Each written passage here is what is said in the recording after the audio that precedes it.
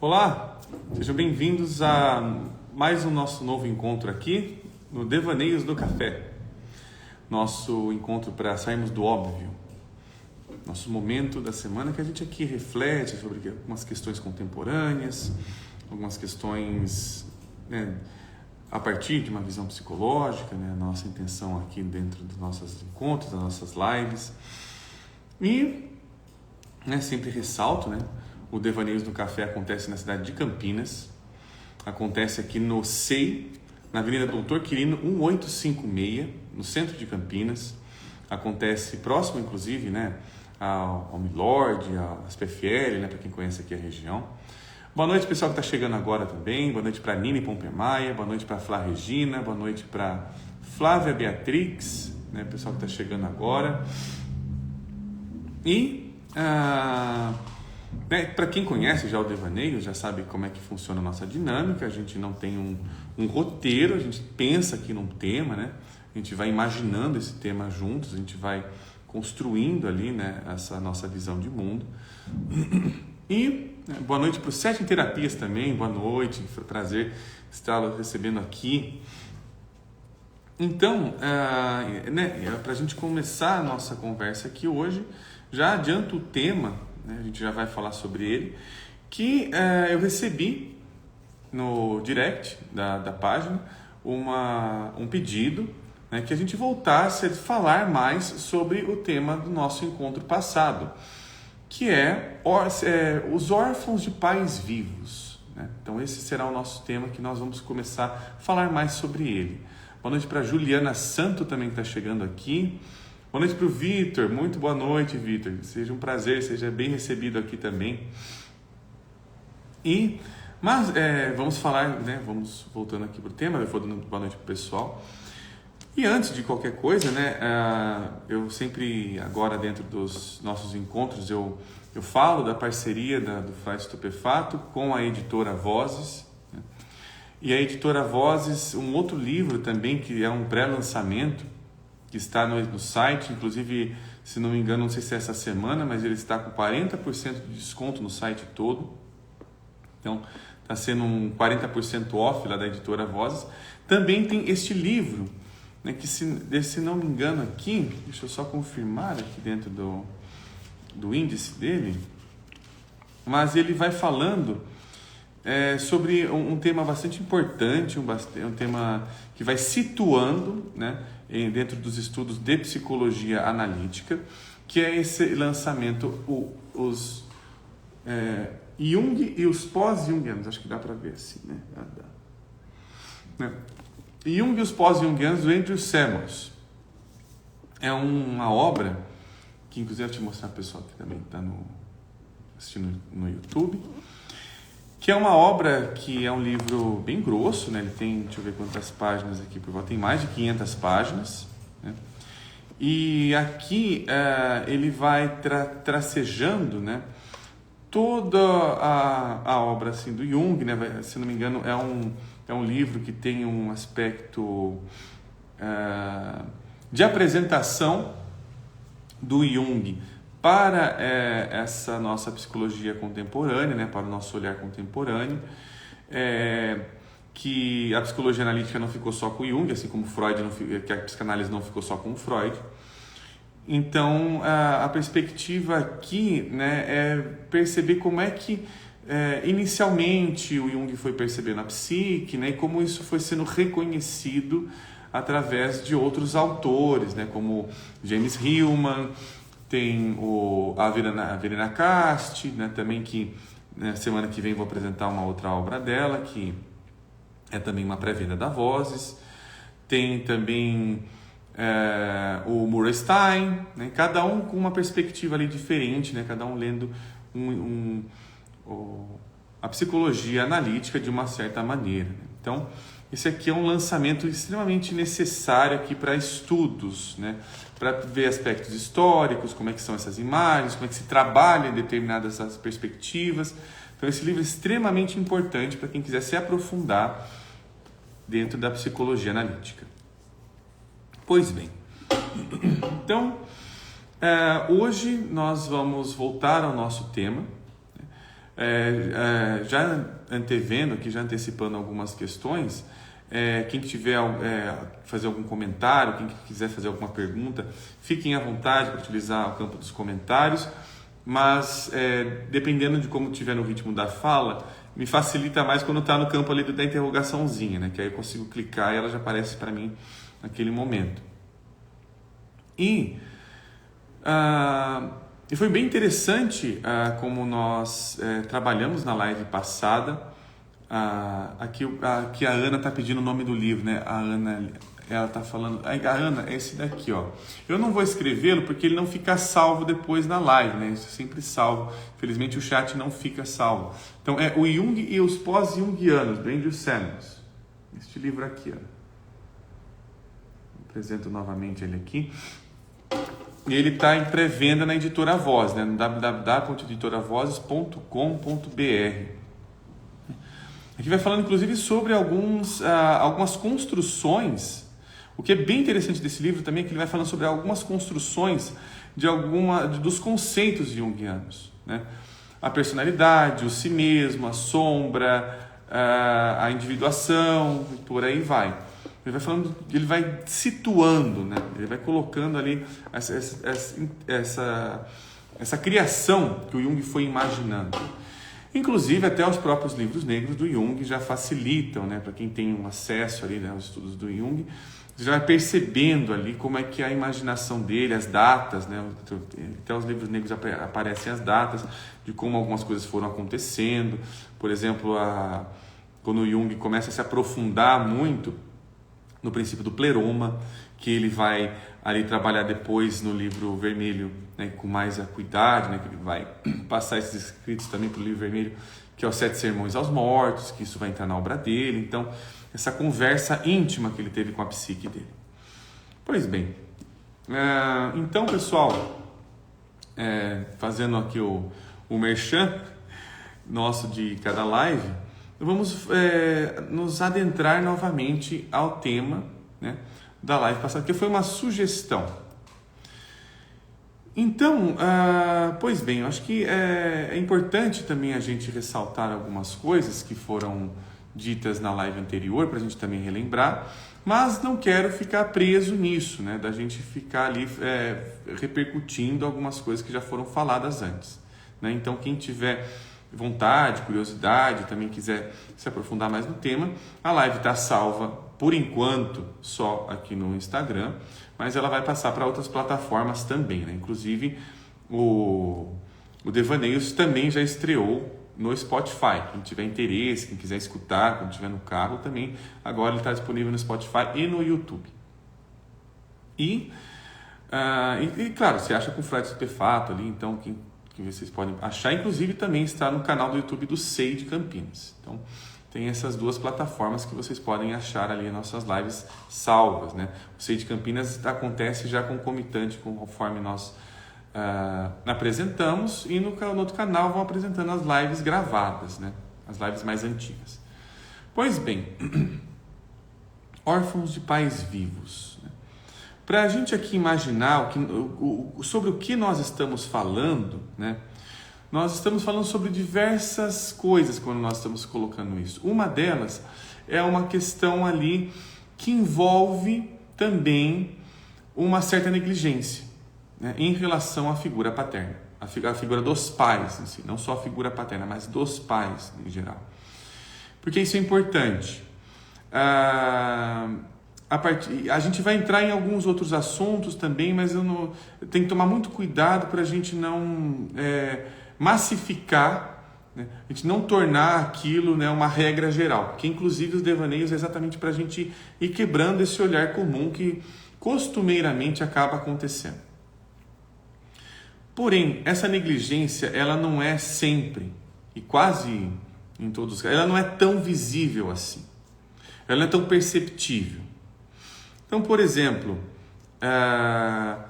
a partir do momento em que a relação com as figuras, né, paterna e materna, ou uma das figuras, fica muito permeada através de uma amizade, mas uma amizade que é como se eu estivesse contando apenas com uma amiga, mas não com uma mãe,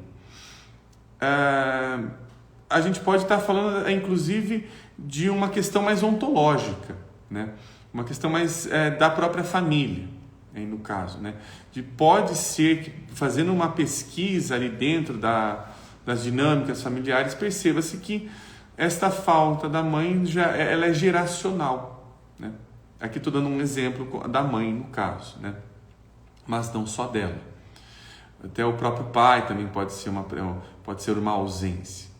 E a gente tem que também diferenciar que essa orfandade, ela é diferente de, por exemplo, um excesso desta figura que acaba sendo sentido como uma falta muito grande, porque aí pode ser que esse excesso esconda questões mais sentimentais, que são precisas de serem trabalhadas aí no nível mais materno e paterno, ou até mesmo outras questões que apareçam no sentido de um excesso de mãe, um excesso de pai, acaba por, inclusive, não saber onde eles se localizam, porque parece que eles estão em todo lugar, a todo momento, né? Inclusive, né, ressaltando isso, tem uma frase interessante, né, que o Winnicott ele coloca, que a gente pode até buscar ali até o imaginário que ela nos oferece, que é aquela frase, né, que quem já conhece um pouco a teoria winnicottiana, ela fica quase como que fosse um mantra, de que com certeza a escassez de mãe é um problema, mas o excesso de mãe é um problema pior ainda, né?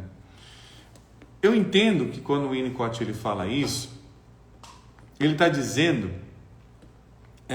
de uma questão de que quando ele coloca a falta, né, essa mãe aí, no caso, né, como uma figura que está extremamente ausente, claro que vai faltar apoio, que vai faltar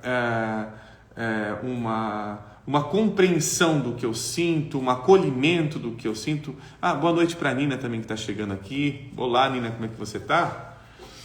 É claro que vai faltar estas coisas, porém, a minha necessidade pessoal, ela tem uma abertura, ela tem um espaço para ela acontecer, que também fornece um espaço para que haja uma busca. Quando ele coloca que o excesso é um problema pior, é que esse espaço ele fica fechado. Fica um espaço extremamente hermético, o qual eu não consigo perceber as minhas necessidades se eu não cumprir as necessidades dessa mãe antes. O que ela quer de mim vem primeiro do que aquilo que eu espero de mim, porque ela precisa me validar de alguma maneira. Então, de uma certa forma, o Winnicott está sendo até bastante fiel ao Freud nesse sentido, de perceber muito bem que o excesso, nesse caso, ele acaba infantilizando a criança por tempo indeterminado. Acaba colocando o sujeito de uma forma infantil em relação ao mundo, né? Então, é nesse sentido que eu faço essa leitura sobre essa frase do Winnicott. Aqui tem já uma pergunta da Nini. Nosso vazio é estreado pelos pais? Olha, Nini, eu acho que talvez esse vazio vai ser estreado desde o momento que a gente nasceu. Não é só uma questão ali dos pais. Mas, a partir do momento em que dentro de uma relação, e sim, a nossa relação inicial com o mundo, de alguma forma, são os pais ou quem está dentro dessa função ali, né? Não que os pais seja apenas uma função. Mas, a partir do momento em que eu estou dentro de uma relação, eu percebo que essa relação, ela, por algum motivo, ela não vai dar tudo aquilo que eu preciso. Vai chegar um momento de escassez, né? Esse momento de escassez, Nini, é o momento que eu percebo que a relação em si, literalmente, ela é insuficiente. E por ela ser insuficiente, eu percebo que eu preciso me movimentar, fazer um movimento, porque aqui não vai ter tudo que eu quero ou tudo que eu preciso. Então eu vou ter que começar a me lançar. Então, psicologicamente falando, inclusive a nossa relação com o vazio, né, de percepção que há um vazio e que sim, nós temos essa vontade de preencher esse vazio de alguma maneira, mas que isso ao mesmo tempo não anula esse vazio mais abissal, esse vazio mais arquetípico, é de que ele continue sendo exatamente essa fonte de movimento.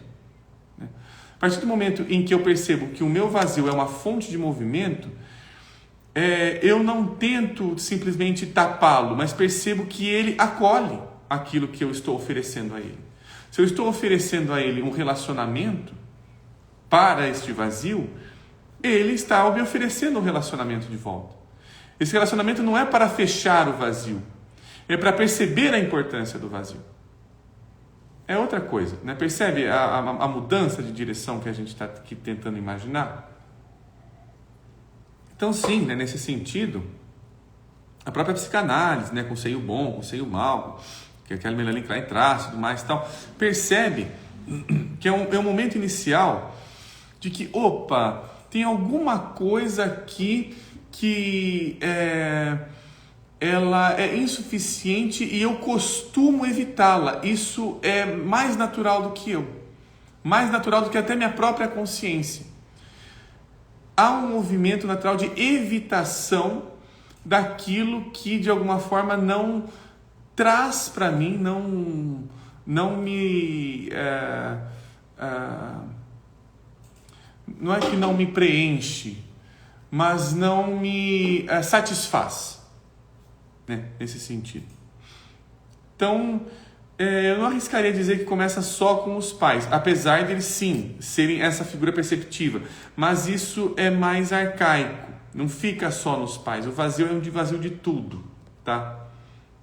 É um vazio de que quando a gente aprofunda no vazio, a gente percebe que inicialmente teve ali uma questão com os pais e tal, mas os pais eles podem ser apenas uma representação daquilo que eu estou percebendo em mim, de aquilo que tenta trazer uma resposta, né, a essa incompletude, a essa falta. E de que até mesmo a percepção disso, que isso daí na verdade é um movimento até mais maduro, é que a percepção disso é que eu vou procurar outras alternativas. Papai e mamãe não é a resposta, né? Eu tentar ali buscar neles uma compreensão, um acolhimento apenas neles, para que eu consiga até finalmente seguir meu caminho, na verdade é onde eu fico mais preso neles, né? É onde, digamos assim, eu extermino o relacionamento com o meu próprio vazio, aí nesse caso, é o que a gente está chamando de vazio. Pois bem, tem bastante coisa aqui em cima, antes da gente começar a falar sobre o nosso tempo, tem várias perguntas aqui, é bom, né? Vamos seguir nas perguntas, que o devaneio é feito de questionamentos. Agora, aonde elas foram parar, eu não sei. Deixa eu só aqui ver. Aqui, é isso aqui, ó. Tem uma outra pergunta que é da Savana. A Savana está perguntando: podemos relacionar este excesso de mãe nos casos onde existe uma confusão na percepção do amor materno por parte da mãe? Sim. Deixa eu só ver uma questão aqui na pergunta. É uma confusão, viu, Savana? Que ela está também só no nível não só do amor materno, mas do amor de uma forma geral. É como se o excesso de mãe, né, nesse sentido, traz a uma percepção de que esta mãe está me vigiando 24 horas por dia, seja lá onde eu estiver, né? E de que esta mãe, isso é inconsciente, tá? Isso tem que ser lido de uma forma como o inconsciente ele está nos referindo, nos narrando a nossa história.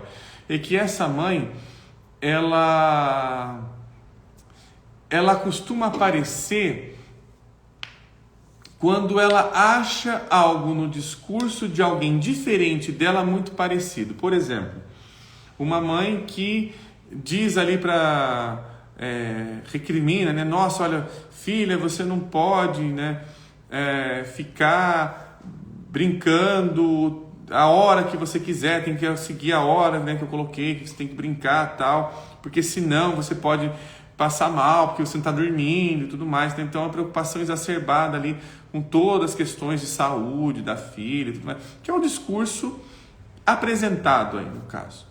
Porém, se ali não há um questionamento dessa mãe, né? Se não há uma emancipação dela e esse discurso fica constante ali na vida desta filha, né? Que a gente está imaginando ela, a gente está criando essa filha, a gente está inventando ela aqui, é de que em algum momento, quando alguém chegar para ela e falar assim, olha, você não apareceu aqui tal horas, né? A gente combinou 10 horas e não estava aqui. Ai, olha só como esse meu relacionamento aqui me oprime. Como ele é um relacionamento que está ali o tempo todo me castigando, dizendo o que eu tenho que fazer e tudo mais. Percebe que essa semelhança com o que foi dito está no nível inconsciente da pessoa? A pessoa está dizendo ali, olha, você não chegou no momento certo que a gente combinou, né? Mas olha como você é obsessivo e tudo mais, tal. Isso é totalmente a subjetividade criada através ali dessa relação com a mãe, que ela não sendo percebida de alguma forma, acaba se atualizando dentro das relações de alguma maneira, né? Aquilo é entendido como, né? Então e aí é que isso é entendido também como uma forma de amor, porém é um amor ali que ele está me colocando, me cerceando, né? Olha só, ele está me cerceando, está dizendo que eu não posso me atrasar tanto tempo assim, um X tempo, que senão ali parece que alguma coisa terrível vai acontecer e tudo mais e tal. Então, a quem que isso corresponde, né? Na clínica a gente tem que fazer correspondências o tempo todo. Com quem esse personagem está conversando ali dentro do seu palco psíquico, que pode não ser o palco psíquico do outro, né? Pode não ser exatamente isso que ele estava se referindo. E exatamente por não ser exatamente isso que está se referindo, isso abre todo o campo teatral para a gente olhar para a psique de quem está narrando essa história, né? Então é nesse sentido. E boa noite para a psicóloga Rosilene, agora que eu vi o boa noite seu. Deixa eu ver mais se tem alguns comentários. Tem um comentário aqui? Tem um comentário aqui, que é da Ana Line Press. Desculpa se eu estiver falando errado aqui, mas acho que é isso mesmo o perfil. Acredito que o vazio é parte constante do ser humano, sempre estaremos em busca de algo que irá preencher o impreenchível. Sim, até porque se a gente preencher o impreenchível, acabou a vida, né? Se a gente não tiver... O vazio é a nossa vontade, né? O vazio é o motor, é o combustível da nossa... Não o motor, o combustível da nossa vontade. Sem vazio a gente não vai ter vontade de nada. Ou melhor, sem até a própria relação com o nosso vazio. Porque não tem como alguma coisa nova entrar. Não tem como alguma coisa nova ser percebida. Ser até mesmo introjetada, né? Vamos colocar essa palavra aí também. A introjeção é uma qualidade do vazio. Sem vazio não tem como introjetar alguma coisa. Está tudo preenchido, está tudo certo, está tudo esclarecido, está tudo sem sombras de dúvidas, né? O sol matou todas as árvores aí no caso, né? Matou a sombra. Então, deixa eu ver mais aí. Eu acho que não saiu. Tem algum outro comentário aqui? Tem. Que é da Marie Louise em foco, né? Marie Louise... Peraí, acho que eu estou falando errado. Maria Luísa, acho que é Maria Luísa. Então, a Maria Luísa está falando o seguinte: ser simplesmente mãe é o necessário, sem medidas. Afinal, não há como mensurar um amor, acho que é amor. Como mensurar um amor e mãe dentro das particularidades do que cada uma é capaz de dar dentro das suas próprias vivências. Sim, né? Isso é interessante, até perceber a incompletude da mãe, né, Maria Luísa? A possibilidade de eu perceber que a incompletude da mãe, né, não só da mãe, mas do pai também, mas enfim, vamos... a incompletude, a falta de visão dela é a minha própria liberdade. A percepção que ela não vai me completar de alguma maneira, né? Inclusive, isso é algo que de alguma forma é trabalhado no artigo do Hillman, né? A mamãe. Porque a mamãe, ela precisa, para que, digamos assim, ela seja necessária, ela também precisa, entre aspas, ser má. Mas ser má em qual sentido? De que ela não pode preencher todos os vazios, ela não consegue salvar de todos os traumas, de todas as coisas. Até porque se ela fizer isso, ela enclausura a vida, né? Ela não permite que o passarinho crie as próprias asas. Então, a mãe é exatamente, a figura dela, a presença dela é necessária e ao mesmo tempo não só necessária, mas ela também anuncia uma questão de que eu preciso fazer outras relações para conseguir me relacionar com a minha mãe de uma outra forma. Para que eu conseguir me emancipar e conversar até mesmo com ela de uma outra maneira. Tá meio tortinho aqui. Ai, meu Deus, esse negócio. Que eu consiga me relacionar com ela, que mesmo que ela me trate, né, de uma maneira até mais infantilizada e tudo mais, mas que eu perceba que isso é um aspecto dela, né, e que isso não me rebaixa. Porque a luta contra essa mãe, né, contra esse excesso, né, é de que, poxa, o tempo todo ela está me rebaixando e tudo mais e tal. Tá, mas isso não é uma característica dela? Por que isso está tocando em você? Então, onde está sendo feito esse laço é que importa ao analista, né? O que importa é aonde esse laço pega. Porque é exatamente aonde esse personagem continua atuante, vivificado, né? E mantém viva as esperanças dele, não minha. O que ele espera de mim, o que ele quer que eu faça, mas se eu cumprir este querer de uma forma extremamente literal, eu acabo sendo subjugado a essa figura sem perceber que, na verdade, eu não estou conseguindo ter a liberdade de ser eu. Eu em qual sentido? Este eu que é versátil, esse eu que é anímico, esse eu que está interessado no mundo, em outras coisas, né? Que aí tem todas as divisões teóricas, que fala que é o self e tudo mais, tal. Mas aí a gente acaba indo para uma outra coisa, né? Que aí a gente acaba conceitualizando demais as coisas e aí elas acabam ficando até mais complicadas de serem ditas. Mas, né, é só para dar uma saboreada aqui no que a gente está falando. Aqui, né, alguns comentários. Deixa eu ver também que dá para trazer. Aqui eu tenho um comentário do Breno. Breno San Pacheco, eu acho que é o nome do perfil. Boa noite. Fenomenal essa sua observação sobre o vazio, quase como um espelho. Sim, né? Então, né, Breno? As relações analíticas é como espelho, né? Então, mas espelho de quê? Da gente perceber a nossa própria falta, né? Trazer este tema aqui, né, os órfãos de pais vivos, né, que a gente está aqui nos propondo a comentar, é perceber que falta, né?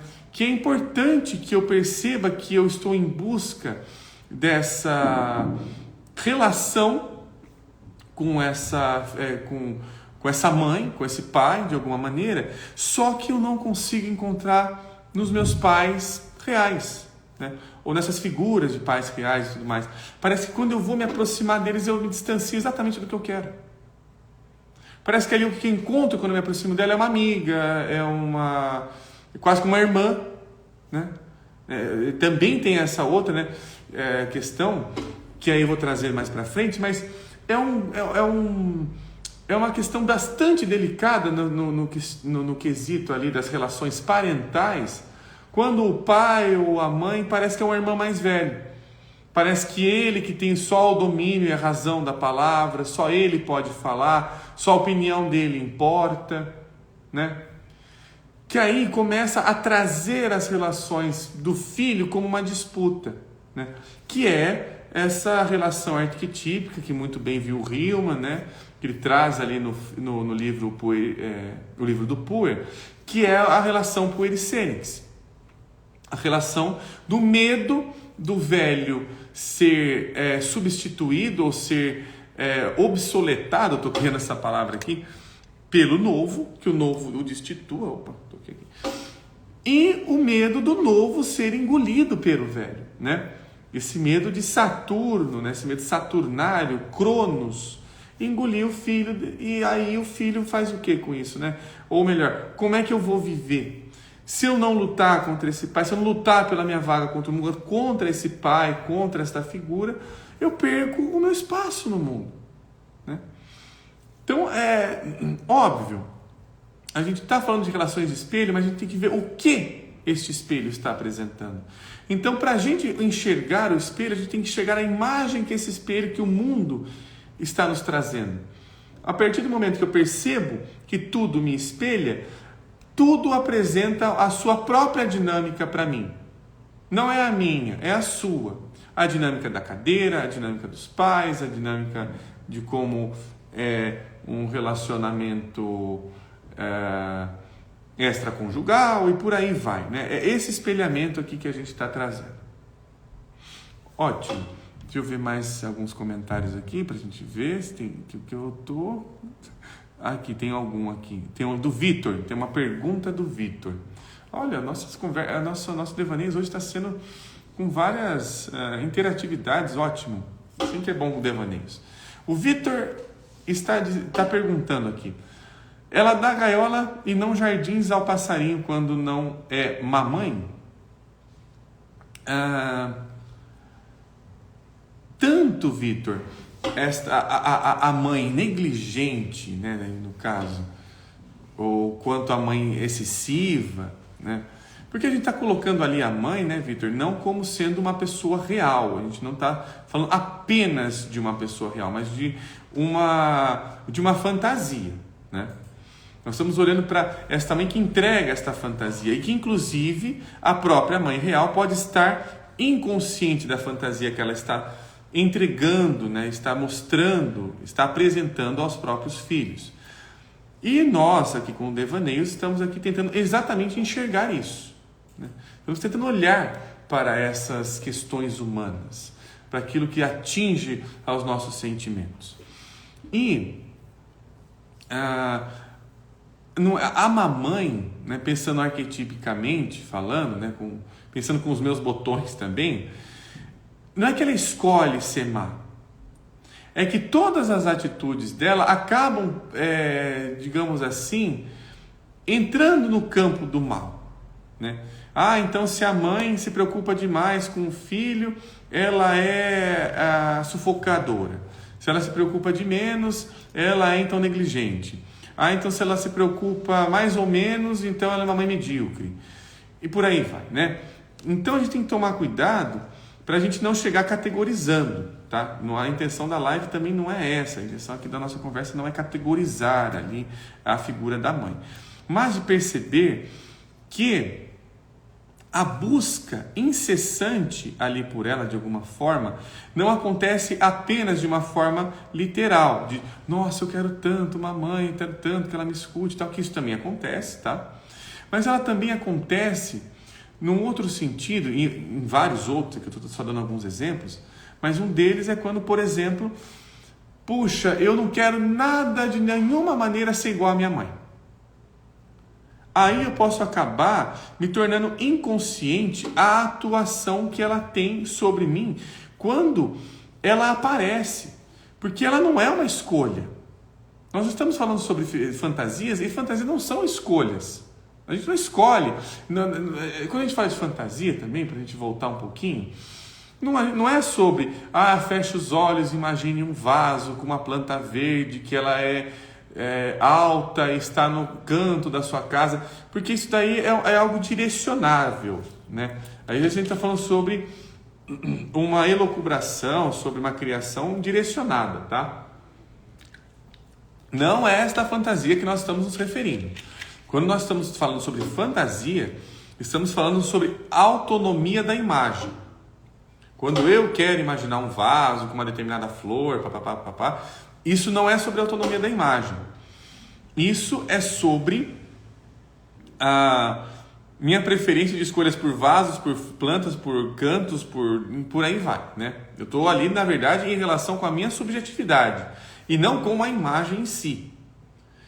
Quando eu estou em relação com a minha imagem, eu estou em relação com ela através de um sonho, né? Quando nós estamos falando sobre fantasia, nós estamos sonhando a realidade. Inclusive, eu trouxe um poema para falar sobre exatamente isso, né? Sobre a realidade que é sonhada. Inclusive, é um poema fantástico da Wisława Szymborska. Então, nesse sentido, essa má mãe, ela sempre vai ser má. Começa por aí. Ela sempre vai ser má. Não é questão que ela é boa, mas ela sempre vai ser má. Mas é necessário que ela seja percebida através disso. Ela precisa ser assim. Porque exatamente de eu perceber as suas faltas, os seus erros, os seus fracassos, como mãe, inclusive, tudo mais, ela me liberta. Fala, ufa, eu posso seguir outro caminho. Eu posso imaginar outra coisa. Eu não preciso ficar perguntando para ela, mas você gostou do meu vestido? Eu vou com esse vestido ou eu vou com outro? Né? Mãe, eu coloco casaco ou não coloco para sair? Não, eu posso tomar minha opção. E mesmo se eu passar frio, e mesmo se o vestido não estiver agradável às olhos dos outros, eu vou falar, tudo bem, a responsabilidade é minha. E não dela. Então eu liberto as duas. Né? Libertar ela não no sentido que não vai ali, né, haver alguma coisa que pegue no calo e ela volte ali com toda a sua... Mas libertar no sentido de perceber que ela está atuante em mim, que ela atua em mim, né? E que tem momentos de percepção de que quando ela está atuando em mim, que eu posso refletir para enxergar outras opções, que são opções que saem do materno, né? Opa, essa opção aqui sai do materno, mas ela também é uma opção interessante, né? Tão quanto diferente, mas é tão quanto interessante, né? Então, essas gaiolas aí no caso, Vitor, elas não são apenas criadas pela mãe, elas são apresentadas, é diferente. Perceba que esta gaiola aqui, filho, eu tô nela, por algum motivo ali, às vezes eu posso querer te colocar nela também, mas quando você perceber isso, talvez você ache que, já que é uma gaiola, né, e não uma coisa... Ela tem frestas. Talvez você consiga perceber que, dependendo ali de como você vê essa gaiola, você consegue ali olhar o mundo, né? Ou se interessar pelo mundo, ou ver como é que ela está presa aqui, né? Então, enfim, devaneios, né? Deixa eu ver mais algum comentário, que tem bastante hoje, tem bastante mesmo. Tem mais uma pergunta da Nini. Nini está dizendo aqui: nos estados depressivos há uma imersão no vazio, onde os desejos se perdem e a alma mostra novas formas de buscar esse desejo perdido? Então, né, Nini? Eu costumo dizer que se alguém vai buscar ali uma análise, mas de alguma forma ou de outra não teve uma tristeza profunda ou até mesmo uma depressão, não no sentido patológico da palavra, no sentido psiquiátrico da palavra depressão agora, mas no seu sentido de ir para baixo, né? Costuma acontecer, tá? Não é nem sempre, isso não é via de regra, novamente, mas costuma acontecer que essa não percepção dos meus abismos, do meu vazio, costuma tornar uma conversa de comadre. E a conversa vai ali dentro da análise ficando, olha só, eu fiz tal coisa hoje, aí eu não fiz tal coisa. Aí, né, fica ali quase como um bate-papo, uma atualização de fofoca do dia a dia, né? Isso acaba acontecendo em diversos níveis, tanto do analista quanto do analisando, né? Porque a questão ali, né, a depressão é um movimento onde eu percebo que tem alguma coisa em mim que não sou eu e que me atinge de uma maneira extremamente dolorosa, isso suga a minha energia de uma maneira que cansa, é horrível passar por isso, mas ao mesmo tempo eu começo a perceber que a vida tem um peso. A vida não é só afazeres. A vida não é só pagar boleto, o pessoal fala também. Que a vida tem outras coisas mais interessantes. Então, na depressão, é um movimento de reflexão profunda, de, tá, eu fiz tudo isso, tá tudo certo. E nada disso ainda é suficiente? Sim. Porque a nossa psique tem vontades alheias às nossas cotidianas. Ela quer ver o mundo com outros olhos. E enquanto ela não vai para baixo, não tem como ela subir, né? O Jung tem uma frase, né, que conhecida, tal, a gente pode ali colocar como uma metáfora, que uma grande árvore, para uma árvore tocar aos céus, ela tem que ter raízes que também toquem aos infernos. Vai por essa direção. Então, se eu não tenho alguma coisa para me nutrir, né? Se eu não tenho uma morte que me nutra, não tem como eu crescer. O Jung percebeu isso, inclusive, se não me engano, ele se inspira na Yggdrasil, né? Que é a árvore da mitologia nórdica, ali, a árvore que é a humanidade. Ali. Então, ela é uma árvore que tanto a copa dela quanto as raízes têm uma dimensão muito semelhante ali. Exatamente para dizer ali, olha, se você quer crescer, você também precisa ir para baixo. Ir para baixo é um crescimento. Né? Ou também outras alternativas. Cair é um voo. Né? Cair em mim é uma maneira de voar. Né? De perceber a gravidade das coisas. Né? Que alguma coisa me puxa. Né? A fisicalidade das coisas.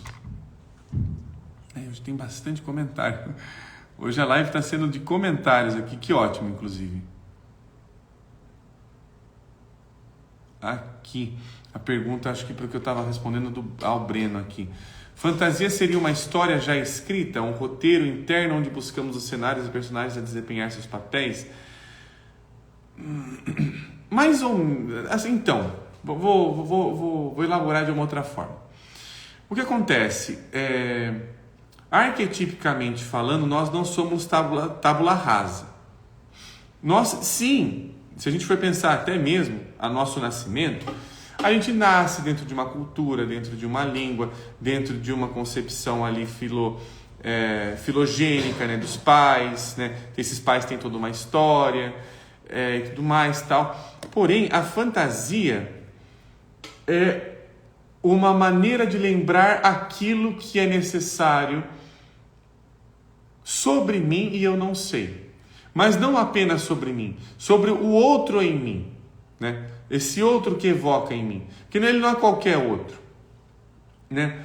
Então, a gente está falando, essa fantasia, de uma certa maneira, ela está falando sobre uma visita, ela nos visita. Ela tem essa qualidade, essa característica, esse aspecto de nos visitar de alguma forma. Ela não tem exatamente o que a gente chama de história escrita, mas ela tem uma preferência de narrativa. Por que eu estou tentando fazer essa distinção? Porque quando a gente coloca o aspecto na questão da história, a gente tenta enxergar. A palavra história, ela geralmente nos traz ali uma imaginação de algo que aconteceu de uma forma factual de que a pedra era azul, estava na rua tal, e aconteceu isso às X horas, tal. Não, a fantasia não está interessada muito nisso. Ela está interessada no seguinte quesito. Eu quero viver isto aqui, porque isso daqui para mim é uma fonte de sofrimento, de patologia, né? E inclusive o Hillman, dentro desse livro aqui que eu também trouxe, mais para apresentação hoje do que para ler, que é o Review na Psicologia, ele fala exatamente aqui num dos capítulos, qual capítulo que é agora? Não sei, porque ele está dividido, acho que em subcapítulos aqui, acho que não tem um capítulo exatamente, mas ele fala aqui no patologizar, até uma coisa interessante, deixa eu achar aqui, quer ver? Aqui, ó. Essa é uma das questões que ele traz, olha só. Aqui eu estou na página 136 do livro, no último parágrafo, meio que no meio do último parágrafo. Um livro ou sistema de psicologia que não valide completamente a psicopatologia ou a deixe de lado como um campo separado chamado de psicologia da anormalidade é insuficiente, talvez até perigoso. Divide na teoria aquilo que não é dividido na realidade. Freud percebeu que, para nós entrarmos na psique, o ponto de partida é o sintoma, que não são apenas metodológicos, ou seja, sobre análise da alma. Essas são afirmações ontológicas sobre o ser mais essencial da alma, uma fonte cujo insight primeiro é sua própria patologia nativa. Então, através aqui aqui a gente está percebendo que é uma figura que sofre. É um ser que, se ele não for colocado em pauta, em questão, sob as suas determinações, sobre aquilo que ele quer e não o que eu quero, volto a repetir isso, eu não percebo o seu sofrimento. E o sofrimento dele vai me atravessar. Qual que é o grande problema disso? Eu começo a me confundir. Eu acho que sou eu, né? Mas não é exatamente eu. É um eu. Essa palavra eu, o eu é sempre um não exatamente eu. Para que exatamente ele vá percebendo que ele é uma constituição polissêmica. Ele é constituído de uma relação de personagens. Então, é como esses personagens narram que eles criam uma história. Aí a gente está falando diferente. Tá? Não é um roteiro pré-pronto, pré-dado, pré-moldado, não nesse sentido. Mas é uma preferência. Não é uma pré-moldagem, é uma preferência. Acho que deu para, talvez, ali a gente imaginar de uma outra forma. Espero que sim. Vamos ver aqui. Tal. Gente, se eu estiver falando muita doideira aqui, por favor, me avisem, tá? Aqui a Flá Regina. Às vezes, só no momento de depressão que olhamos para dentro. A gente precisa, eu vou colocar até uma forma um pouco radical, tá? A gente precisa acolher a nossa depressão. A gente precisa ficar nela o tempo necessário que for e se interessar bastante por ela. Porque se a gente se interessar bastante pelo nosso sofrimento, ele começa a narrar coisas que a gente sequer tinha ideia sobre nós. Então é uma necessidade. É uma necessidade que é além da nossa. É talvez muito além da nossa. Mais comentário? Tem comentário aqui? Tem. Não. Aqui é o mesmo. Deixa eu ver. Indo para baixo. Acabou os comentários. Basicamente a nossa live hoje inteira foi, né, de um bate-papo ótimo. A proposta do devaneio, nem sempre é possível fazer isso, mas exatamente a gente ter esse bate-papo aqui. E eu acho que eu comentei em alguma das perguntas aqui, não vou lembrar qual, mas eu queria trazer aqui, inclusive, para a gente ter uma reflexão. Eu nem consegui trabalhar muito, às vezes, o tema, mas talvez ele apareceu de forma indireta, né? Talvez a gente se ele apareceu dessa maneira tão indireta, talvez seja como ele quer ser visto também, né? Então, muito bom essa troca, concordo, né? Conhece-te a ti mesmo. Sim, a gente precisa ter essa troca, né? Essa interatividade, né? Essa interação. É nessa interação que a gente aqui vai conseguindo refletir. Peraí. Aqui tem alguém comentando também, antes de eu entrar no poema. Aqui alguém está comentando que é a psicóloga Flávia Roberta. Eu acabei de entrar, mas você disse algo que foi observado em meu atendimento hoje, onde o paciente está procurando pelo sofrimento para que ela se desafie e possa talvez mudar a história que se repete.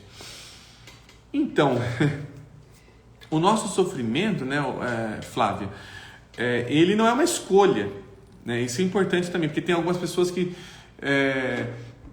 tem, claro que não acho que seja por esse caminho que você está se referindo, tá? Não acho que não é nesse sentido, mas também é algo que você trouxe que aqui é importante comentar e ressaltar. Que o que acontece? Tem pessoas que falam que colocam-se numa postura de sofrimento, muitas vezes, para ali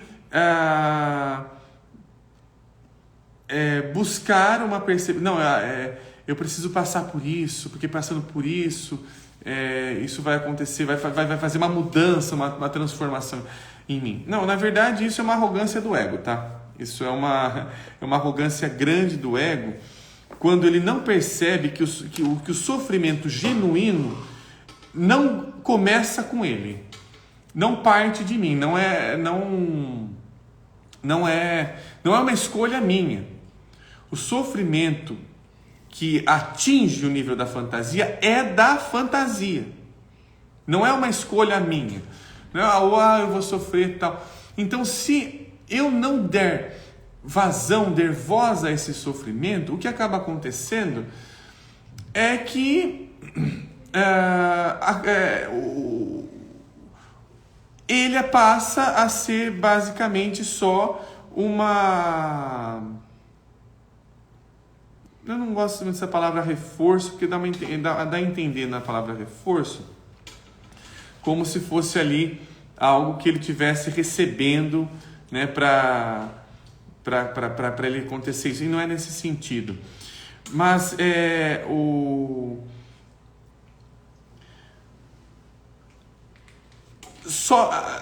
nós vamos sofrer invariavelmente, como humanos, seja como for, invariavelmente nós vamos sofrer, seja do que for. Quando a gente tenta mensurar que, olha, como ele sofre mais do que eu e tudo mais, isso é de novo o ego tentando se defender do seu sofrimento, de não entrar em contato com ele. Ele é muito criativo, tá? Aquilo que a gente chama de ego é muito criativo, porque ele não é em si, ele é uma...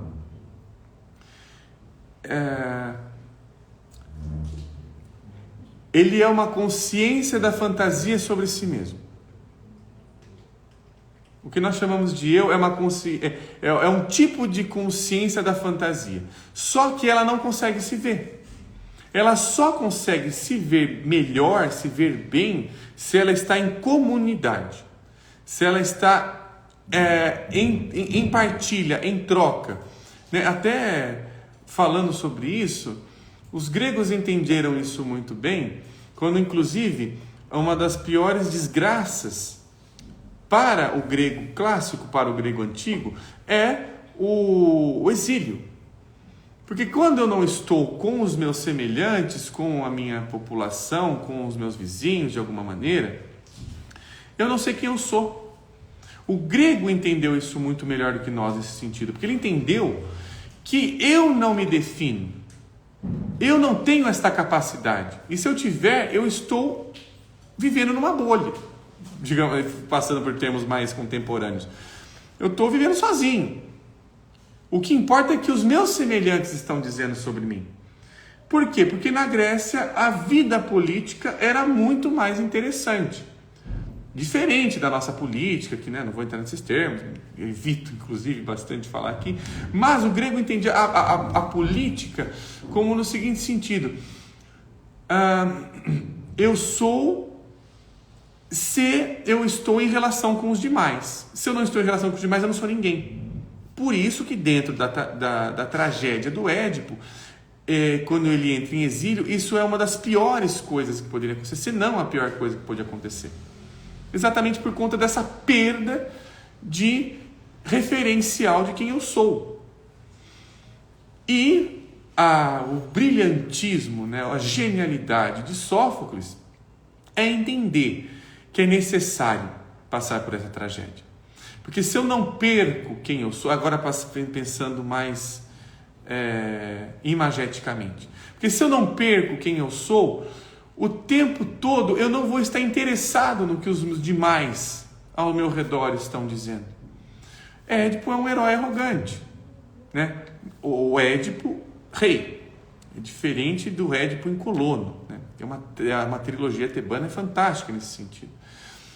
Então, o nosso interesse pelos demais hoje, ele é escasso. Não, você está pensando besteira de mim, ele não me conhece, ele não sabe quem eu sou, né? Pessoa aqui. Então, o nosso interesse, inclusive, em perceber o que o outro está trazendo de mim e que isso faça efeito, hoje está muito escasso. Há poucas oportunidades e até mesmo lugares de abertura para que isso faça efeito, né? Então, é nesse sentido. Deixa eu ver se tem mais comentários. Tem muito assunto, talvez continuar falando disso. Tem. Aqui, que ótimo poder olhar de uma forma diferente para esse eu que nos existe. Não tem escolha. Estou lendo alguns comentários aqui, viu, pessoal? É questão narcísica. Sim, né? O nosso narcisismo, aqui está falando a Ana Aline. Quando a gente está falando, né, disso tudo, é importante, né? Que eu estou tentando escapar um pouquinho de falar só sobre narcisismo e tudo mais, porque senão a gente começa, né, gente? Por que eu estou tentando escapar de alguns conceitos, né? Por que o devaneio tenta escapar de alguns conceitos, apesar de a gente parar em algum deles invariavelmente? Porque eles são difíceis de serem imaginados de outra forma. Quando a gente pega um conceito, em geral, ele já está muito pronto, ele já está muito dado, ele já está muito falando a mesma coisa. E para a gente conseguir respirar, a gente precisa sair, a gente precisa devanear, a gente precisa imaginar isso de outras formas, que é a proposta aqui dos nossos encontros. Inclusive hoje, né? A gente foi longe aqui. Mas eu queria encerrar a live, a gente está quase terminando aqui, queria encerrar com um poema. Queria encerrar com uma leitura de um poema, acho que não sei se nem vai dar para comentar esse poema, porque ele é extremamente rico, ele é extremamente cheio ali de uma percepção, de uma delicadeza, de um trato em relação às imagens, que é fantástico. Tem a ver com o nosso tema, mas eu acho que aí a gente vai conseguir talvez conversar numa próxima live. E reitero, tá, pessoal? Eu reitero que se vocês querem algum tema, se vocês têm alguma sugestão do que a gente conversar aqui nos devaneios, por favor, utilizem aqui no Instagram o nosso direct, né? Utilizem a nossa plataforma aí como uma maneira de nós nos comunicarmos daqui da gente. Eu não vou conseguir responder na hora, né, muitas vezes, né, por causa de trabalhos e tudo mais, mas essa interação é necessária para a gente estar aqui movendo junto. Então eu trouxe esse poema aqui deste livro da Wisława, né, Para o Meu Coração num Domingo. Esse livro aqui é fantástico, eu recomendo ele para quem gosta de poesia, tá? Para o Meu Coração num Domingo. Ele tem temas que me interessam pessoalmente, né? É o tema inclusive aqui aparece muito do tema ali do desamparo e da morte. E este poema em específico, olha que coisa rica que ele traz. Chama-se Enfim a Memória. Enfim a memória tem o que procurava. Encontrei minha mãe, avistei meu pai. Sonhei para eles uma mesa, 2 cadeiras. Sentaram-se. Eram meus novamente, vivos de novo para mim, com as 2 lâmpadas de seus rostos no crepúsculo, brilharam como para Rembrandt. Só agora posso contar em quantos sonhos vagaram, em quantas multidões de sob as rodas os retirei, de quantas vezes agonizaram nos meus braços. Cortados, cresceram tortos. O absurdo os obrigou a disfarces. Que importa que não lhes tenha doído além de mim, se lhes doía em mim. A turba, sonhada, me ouvia chamar mamãe para algo que pulava nos galhos piando. E se ria do laço na cabeça de meu pai, eu acordava envergonhada. E enfim, numa noite comum, de uma sexta-feira qualquer para sábado, chegaram de repente como eu os queria. Sonhei com eles, mas como se os libertos dos sonhos, obedientes só a si mesmos e a mais nada. No fundo do quadro se apagaram todas as possibilidades. Os acidentes perderam a forma necessária. Só eles brilhavam, belos porque parecidos. Me apareceram felizes, felizes para sempre. Acordei, abri os olhos, toquei o mundo como uma moldura entalhada. Bom, esse poema tem bastante riqueza. Não vou comentá-lo hoje, vou deixá-lo aí para nutrir a vossa imaginação e a nossa imaginação também. Pessoal, muitíssimo obrigado por este encontro, um encontro rico, uma troca. Hoje conseguimos conversar muito mais. Fico muito agradecido e feliz com todo mundo que comentou aqui conosco. Fico também agradecido ao pessoal que está assistindo esta live gravada, seja por qualquer plataforma que seja. Vocês são que movimentam nossos encontros. Agradeço demais e nos vemos semana que vem. Até lá, pessoal.